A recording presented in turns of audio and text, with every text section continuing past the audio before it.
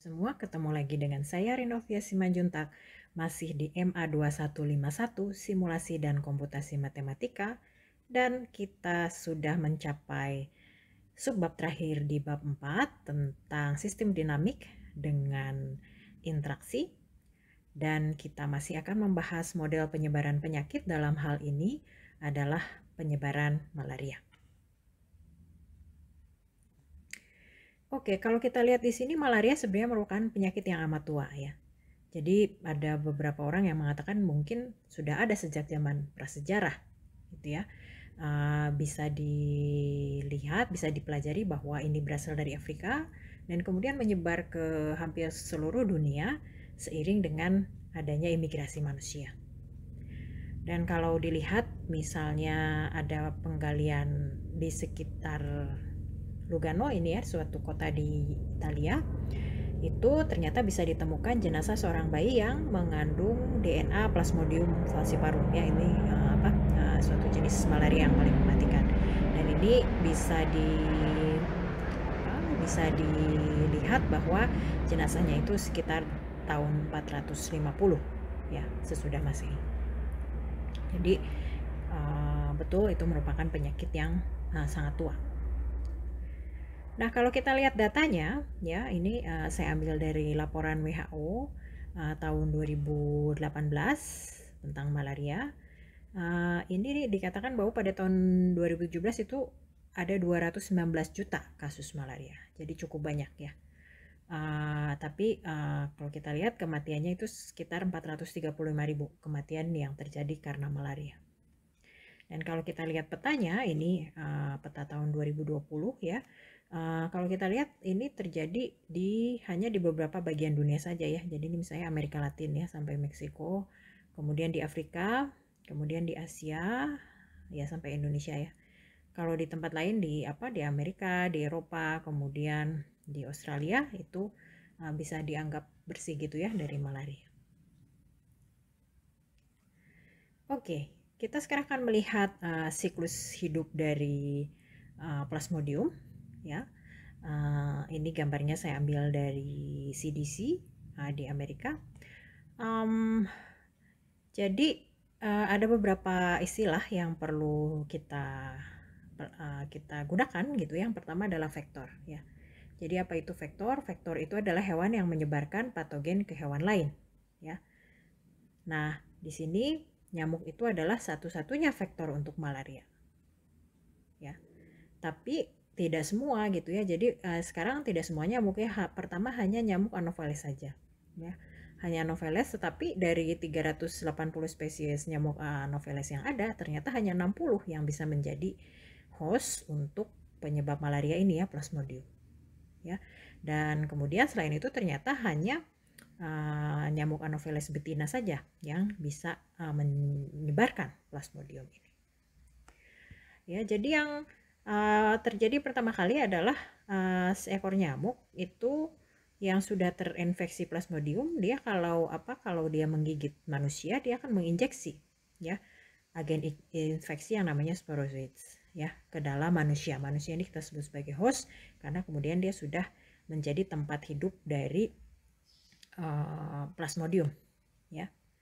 Nah, kemudian si agen infeksinya itu si sporozoids akan hidup di darah gitu ya. Kemudian masuk ke hati ya. Dan di situ dia bereproduksi. Ya, bereproduksi. Jadi di sini ya, di sini di hati ya, untuk memproduksi offspring begitu yang disebut merozoids ya.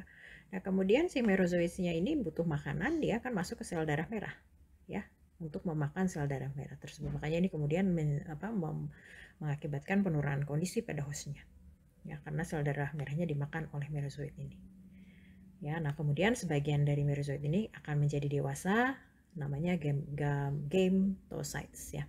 Gametocytes ya, itu terjadi di mana di sini ya, di darah ya, di darah manusia. Oke. Nah, kemudian sekarang kalau ada nyamuk Anopheles betina yang mengisap darah ya, tadinya nyamuk Anophelesnya belum mengandung Plasmodium ya, tapi dia mengisap darah dari individu yang terinfeksi ya. yang gametoll size-nya itu sudah ada di dalam darahnya. Nah, dia juga akan, si nyamuk itu pada saat mengisap juga akan ikut mengisap gametoll size-nya dan dia jadi terinfeksi. Ya. Jadi antara si host dengan vektor itu saling mempengaruhi ya. Ya, vektor menularkan malaria, jadi memberikan plasmodium kepada hostnya. Nah, tapi sebaliknya juga host akan memberikan plasmodium kepada binatang atau nyamuk yang belum terinfeksi. Ya, jadi kalau kita lihat di sini lingkaran kehidupannya atau siklus kehidupannya cukup kompleks. Nah, berdasarkan hal ini gitu, tentu saja sebelum kita membuat modelnya kita harus membuat asumsi-asumsi yang menyederhanakan. Ya, yang pertama adalah kita mengabaikan plasmodium ya. Jadi nanti kalau Anda lihat di diagram itu hanya ada diagram untuk host ya, untuk manusia, dan juga diagram untuk vektor atau nyamuk. Ya, jadi plasmodium itu diabaikan.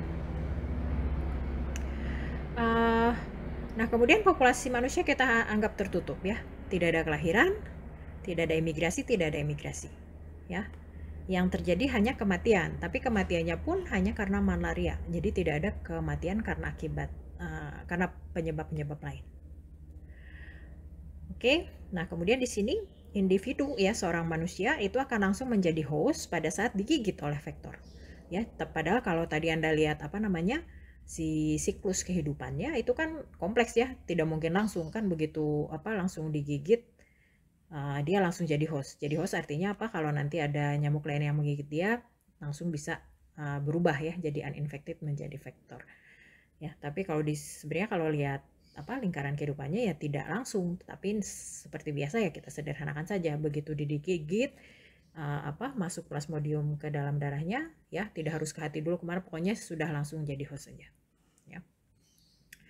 Oke, nah kemudian di sini tidak ada imunitas untuk individu yang belum terinfeksi ya. Jadi kalau belum terinfeksi tidak ada imunitasnya, jadi tidak ada vaksin atau apa gitu ya. Jadi semua yang belum terinfeksi dianggap susceptible. Kemudian tidak ada masa inkubasi ya, jadi langsung semua ya, tidak ada inkubasi. Nah, kemudian kalau sudah terinfeksi, apa yang bisa terjadi pada individu tersebut? Dia bisa menjadi imun ya, jadi imun berarti tidak akan terkena lagi. Kemudian bisa meninggal dan bisa sembuh tapi jadi susceptible ya. Jadi ini kombinasi antara R dengan S ya, antara recovered dengan balik lagi ke susceptible. Oke, nah kemudian di sini laju kematian untuk nyamuk yang sudah terinfeksi maupun yang tidak dianggap sama ya. Padahal ya mungkin kalau sudah terinfeksi laju kematiannya mungkin harusnya lebih besar ya. Tapi ini tidak ya, ini kita anggap yang terinfeksi maupun yang tidak dianggap laju kematiannya sama. Nah, kemudian nyamuk bereproduksi dengan laju yang sama ya. Jadi yang sudah terinfeksi, tidak terinfeksi, bereproduksinya dengan laju yang sama. Jadi kalau Anda lihat di sini, karena di sini ada kematian dan ada kelahiran ya. Dan ini kematiannya kan belum tentu disebabkan oleh malaria ya, belum tentu disebabkan oleh plasmodium yang ada di dalam nyamuk tersebut. Ya, berarti kalau kita lihat di sini populasi nyamuknya tidak tertutup. Ya, jadi yang kita asumsikan tertutup itu hanya populasi manusianya saja. Nah, kemudian pada saat lahir, ya ingat tadi ada kelahiran untuk nyamuk, nyamuk itu belum terinfeksi. Oke, nah kemudian ini juga langsung ya, kalau nyamuknya terinfeksi artinya apa? Dia mengisap darah gitu ya dari suatu host, dia langsung jadi host juga ya, jadi dapat langsung menginfeksi. Jadi di dalam nyamuknya sendiri juga tidak ada siklus kehidupan ya, tidak ada siklus kehidupan, tidak ada masa inkubasi, kita anggap seperti itu. Oke, itu asumsi-asumsi yang menyederhanakan untuk model kita. Dan dari sini kemudian kita bisa melihat apa saja kategori yang ada ya, baik untuk manusia maupun untuk nyamuk ya. Untuk manusia ya kita ada 3 kategori ya, sebenarnya 4 tapi yang keempat itu kita tidak masukkan ke dalam kotak gitu ya. Nanti kalau mau dihitung sih harusnya ya kalau mau dihitung. Jadi di sini yang pertama adalah uninfected human, jadi ini susceptible ya, CS ya, uninfected human. kemudian human host, ya ini sudah terkena malaria dan dapat menginfeksi nyamuk yang menggigit orang tersebut. Yang ketiga adalah imun, ya orang yang sudah imun yang tidak dapat terkena malaria lagi. Tentu saja yang terakhir harusnya ada death, ya tapi ini kita tidak masukkan karena tidak dihitung ya di modelnya, tapi nanti kalau Anda mau hitung boleh dibuat jadi kategori lagi. Kemudian kategori untuk nyamuk ada dua. Yang pertama adalah uninfected mosquitoes, ya uninfected mosquitoes dia tidak mengandung plasmodium, ya. Kemudian ada vektor yang mengandung plasmodium, dan tentu saja kita bisa punya yang kategori yang berikutnya yaitu dead mosquitoes, ya. Tapi ini kita tidak masukkan karena tidak dihitung, tapi kalau mau dihitung nanti bisa dibuat kategori yang baru. Oke. Nah, dari sini kita bisa lihat diagram relasinya, ya. Jadi yang pertama adalah kita punya uninfected human, ya. Uninfected human, terus dia akan berubah menjadi host, ya, human host. Kenapa bisa berubah? Karena ada digigit oleh nyamuk, ya. Digigit oleh nyamuk berarti ada hubungannya antara vektor masuk ke sini, ya. Ini laju perubahan dari uninfected human ke human host itu dipengaruhi oleh vektor, ya. Oleh banyaknya nyamuk vektor. Betul? Ya, kalau bisa kita bilang laju perubahannya sebanding dengan banyaknya vektor, ya, nyamuk yang sudah terinfeksi. Oke. Nah, kemudian tadi si human host ini,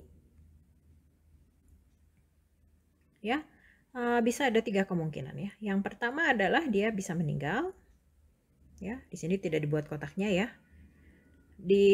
Bisa juga menjadi imun, ya. Bisa juga sembuh tapi malah jadi susceptible lagi, ya, tidak imun. Ya, tadi ada 3 kan kemungkinan. Oke, jadi itu untuk manusia. Kalau untuk nyamuk bagaimana? Nyamuk itu mulai dari lahir, ya. Jadi ada nyamuk-nyamuk yang lahir, dia menjadi uninfected mosquitoes, ya. Kemudian setelah uninfected, dia ya menjadi vektor, ya. Menjadi vektor apa? Kalau dia menggigit manusia yang sudah terinfeksi, kalau menggigit host, ya. Jadi di sini laju perubahannya dipengaruhi oleh banyaknya manusia yang sudah menjadi host. Oke, ya. Nah, kemudian selain dia juga bisa menjadi vektor, dia juga bisa langsung meninggal, ya. Jadi uninfected tapi bisa meninggal saja, ya, karena dikepruk manusia gitu, ya, atau apalah dimakan katak dan lain-lain, ya, bisa macam-macam. Kemudian ini setelah jadi vektor dia juga bisa mati, ya. Setelah jadi vektor tidak bisa kembali lagi menjadi uninfected, ya, langsung saja, ya, entah dia masih jadi vektor atau mati. Nah, kalau Anda lihat di sini, diagram relasinya sebenarnya terbagi menjadi 2 bagian, ya. Antara 2 bagian itu saling berhubungan tentu saja, ya. Tetapi kalau kita lihat hanya oleh sedikit, ya, anak panah, ya. Jadi hubungannya sedikit. Dalam hal ini kalau kita lihat dari atas ke bawah itu sebenarnya hanya ada satu anak panah, ya, yang ke arah bawah, dan ada satu lagi anak panah yang dari bawah ke atas, ya. Nah, kalau seperti ini mungkin akan lebih mudah kalau algoritmanya, ya, atau codingnya kita bagi 2 saja, ya. Toh tidak banyak hubungan antara kedua bagian tersebut, ya. Jadi kita bagi 2 di sini, ya. Kita bagi 2 di sini. Kita bagi 2 di sini, ya. Dan nanti tentu saja antara kedua bagian itu ada hubungannya, ya. Jadi dari sini dari human host masuk ke laju perubahan dari uninfected ke vektor, dan kemudian juga dari vektor masuk ke ke flow to host, ya. Flow to host artinya apa? Ini laju perubahan dari uninfected human ke human host. Oke, ya. Jadi ini yang bisa kita lakukan, ya. Jadi bagian pertama adalah submodel untuk manusia, ya. Karena submodel untuk manusia, nah kita bisa gambarkan lengkap termasuk konstanta-konstanta pengalinya, ya. Jadi tadi untuk berubah jadi uninfected ke human host, ya, itu ada peluang digigit, ya, peluang digigit nyamuk, dan juga peluang nyamuk menjadi vektor, ya, uninfected mosquitoes menjadi vektor. Ini di mana didapatnya? Ini didapat dari submodel yang kedua, ya. Jadi ini adalah hasil dari submodel yang kedua dimasukkan ke sini setiap saat. Oke. Nah, kemudian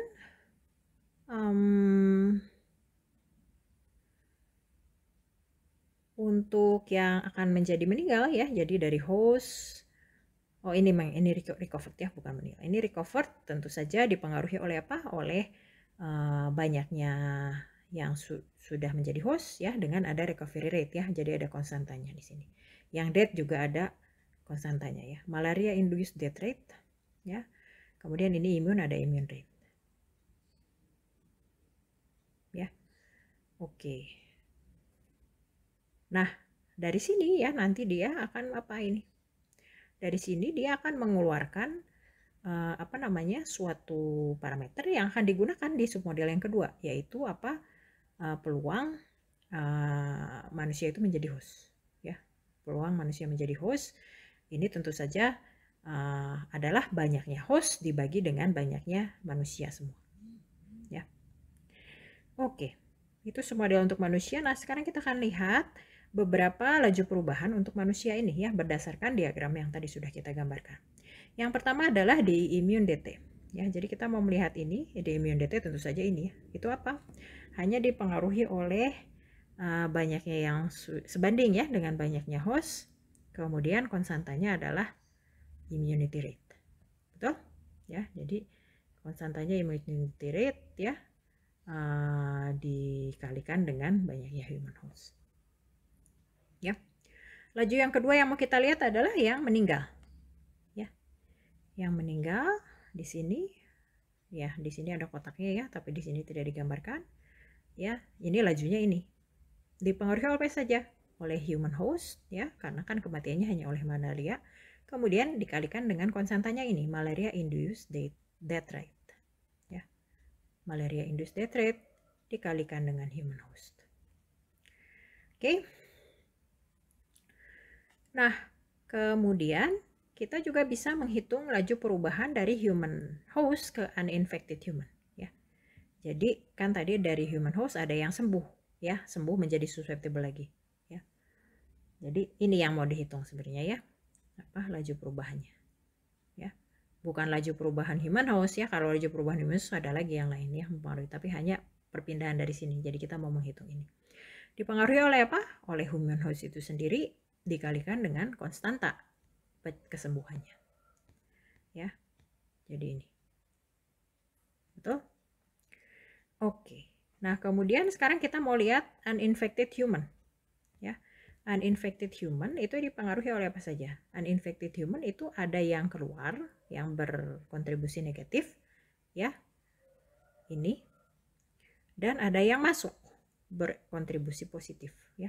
Berkontribusi negatif yang keluar berkontribusi negatif itu apa? Adalah perubahan dari uninfected menjadi human host. Ya.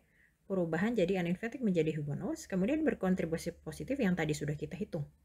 Ya, perubahan jadi human host menjadi uninfected human. Nah, kalau yang dari sini ke sini dia dipengaruhi oleh apa? Pertama dipengaruhi oleh uninfected human. Ya. Kedua, ada konstanta pengalinya, ada dua di sini. Yang pertama adalah kemungkinan dia digigit ya, dikali dengan kemungkinan nyamuk itu menjadi vektor ya, peluang nyamuk itu menjadi vektor ya. Jadi kalau kita lihat ini adalah apa ya, yang tadi yang berkontribusi positif ya, yang adalah ini ya, dikurang yang berkontribusi negatif ya. Jadi infection rate dikalikan dengan uninfected human tadi ya, infection rate dikali uninfected human. Kemudian bagaimana menghitung infection rate ini? Infection rate itu adalah peluang digigit dikali dengan peluang tadi nyamuk yang menjadi vektor ya. Nah, peluang nyamuk yang menjadi vektor itu apa? Peluang nyamuk yang menjadi vektor adalah banyaknya vektor dibagi dengan banyaknya nyamuk. Dan banyaknya vektor ini kita peroleh dari mana? Dari submodel kedua, begitu juga dengan banyaknya nyamuk diperoleh dari submodel yang kedua. Oke, ya itu tentang uninfected human. Jadi kita sudah punya laju perubahan untuk yang immune, untuk disease human, untuk uninfected human. Tentu saja masih ada satu lagi, yaitu laju perubahan untuk human host. Ya, kalau Anda lihat ini sebenarnya yang paling kompleks ya. Jadi coba dipikirkan seperti apa. human host, ada yang keluarnya ada yang keluarnya ada 3 ya, yang ke sini ya, yang ke sini, dan ke sini itu berkontribusi negatif semua, dan yang masuk hanya dari sini ya, ini yang berkontribusi positif ya. Nanti coba dipikirkan bagaimana model laju perubahannya.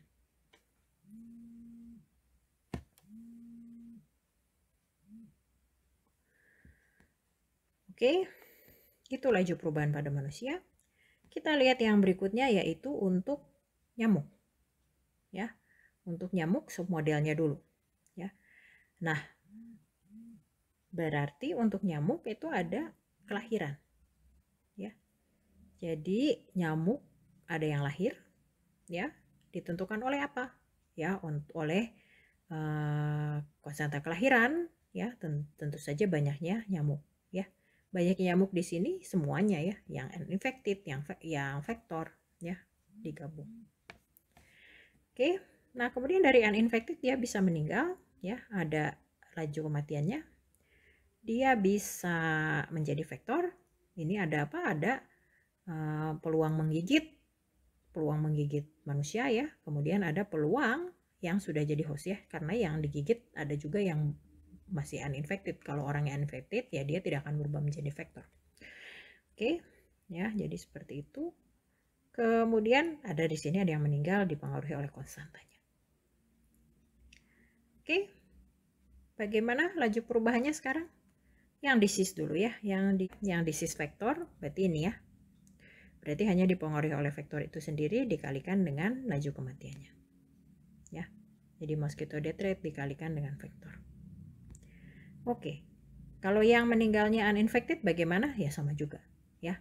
Dan kita tahu tadi katanya dianggap sama ya rate-nya, mosquito death rate dikali uninfected. Oke, nah sekarang kalau kelahirannya bagaimana? Ya, perubahan ya, laju perubahan dari yang ya dari kondisi awal ke mulai ada infected ya, jadi kelahirannya. Ini dipengaruhi oleh apa? Oleh mosquito birth rate dan banyaknya mosquito secara keseluruhan. Jadi mosquito birth rate dikali dengan mosquito, di mana di sini mosquitonya adalah jumlah dari yang uninfected maupun yang vektor. Oke. Nah, kemudian bagaimana dari uninfected ke vektor? Uninfected ke vektor, ya. Nah, ini laju perubahannya ada di sini, dipengaruhi oleh apa? Peluang menggigit manusia dengan peluang manusia menjadi host, ya.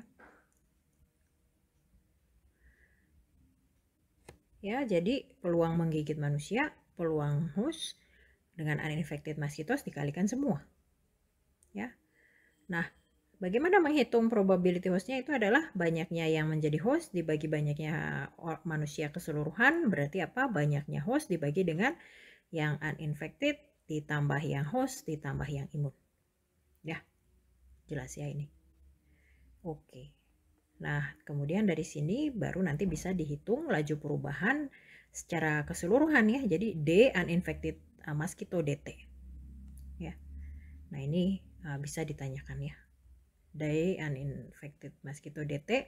Di sini tentu saja dengan vektor ya. Apa? Probability vector itu adalah apa? Probability suatu nyamuk menjadi vektor itu adalah vektor dibagi mosquito secara keseluruhan. Dan masih ada satu lagi yaitu menjadi vektor ya, D vektor. Kalau kita lihat lagi kembali ke diagram,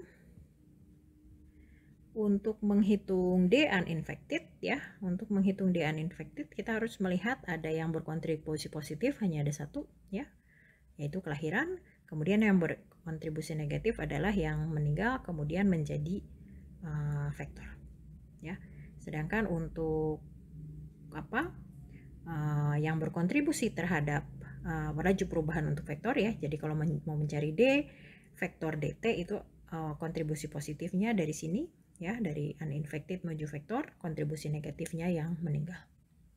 Ya, nanti Anda bisa pikirkan bagaimana cara membuat D uninfected mosquito DT dan D vektor DT. Oke. Nah, ini salah satu contoh hasil simulasinya ya. Jadi kondisi awalnya adalah pada awalnya yang uninfected human itu 300. kemudian ada 1 yang menjadi host. Ya, sementara di mosquito itu uninfected-nya 300 dan tidak ada yang jadi vektor. Jadi pada awalnya hanya 1 orang manusia saja ya, 1 orang manusia yang misalnya dia berimigrasi ya, misalnya sudah melakukan perjalanan ya, kemudian kembali ke lingkungannya dan dia membawa malaria tersebut ya. Jadi berawal dari 1 orang. Kemudian kalau kita lihat di sini ada kemungkinan gigit ya. Jadi ada 30% kemungkinan gigit, jadi banyak nyamuk ya di lingkungannya. Kemudian ini ada kemungkinan sembuh 30%, ada menjadi imun ya 0,01, kemudian ada yang kemungkinan meninggal ya cukup rendah. Kemudian di sini kita lihat kelahiran dan kematian nyamuk itu sama rate-nya ya, artinya yang meninggal dan yang mati pada suatu waktu dianggap sama. Kemudian ada ini ya, peluang menggigit manusia ya, sama dengan peluang digigit oleh nyamuk. Oke, ya ini hasilnya sesudah dilakukan simulasi dengan model yang kita bangun tadi ya. Jadi populasinya antara yang uninfected human itu yang biru, kemudian uninfected mosquitoes yang hitam ya. Jadi mulai dari 300 sama-sama ya. Dan kalau kita lihat yang menjadi host itu kan human host itu hanya 1 mulainya ya. Di vektor malah mulai dari 0 ya. Tetapi kemudian yang menjadi host makin lama makin naik ya. Yang menjadi vektor makin lama makin naik, jauh lebih banyak ya si nyamuknya. Dan kalau kita lihat yang antara uninfected human dengan uninfected mosquitoes dua-duanya turun ya, turun dengan drastis di sini ya. Dan kalau kita lihat uninfected mosquito itu jadi sedikit sekali ya, jadi hampir semua nyamuk itu ya, sebagian besar nyamuk mungkin itu semuanya sudah mengandung plasmodium ya. Nah, kemudian tentu saja ada yang menjadi imun juga ya, ini manusia ya, karena ada faktor immunity. Ya, jadi begitu hasil simulasinya. Dan saya kira itu akhir dari video pada hari ini. Semoga ada yang bisa Anda pelajari di sini. Jangan lupa memikirkan pertanyaan-pertanyaan yang sudah saya ajukan tadi. Jadi subbab ini sekaligus juga mengakhiri bab 4 ya yang kita pelajari di buku teks, dan kita kemudian akan maju ke bab-bab berikutnya. Oke, terima kasih atas perhatiannya. Sampai ketemu lagi di video berikutnya.